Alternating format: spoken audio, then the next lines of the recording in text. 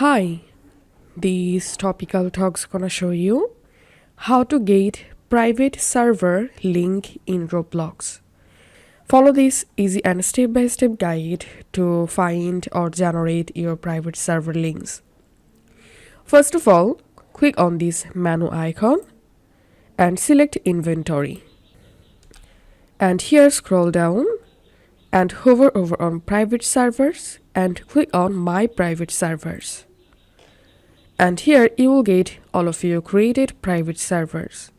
And now you have to click on that server you want to get link for.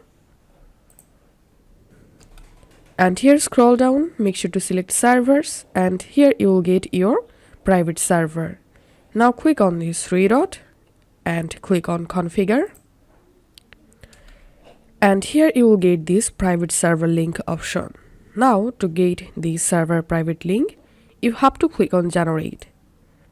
And then here you will get your private server link. Just copy this link by clicking here. And now I'm going to opening this private server link in a new window. So this is how we can get private server link in Roblox.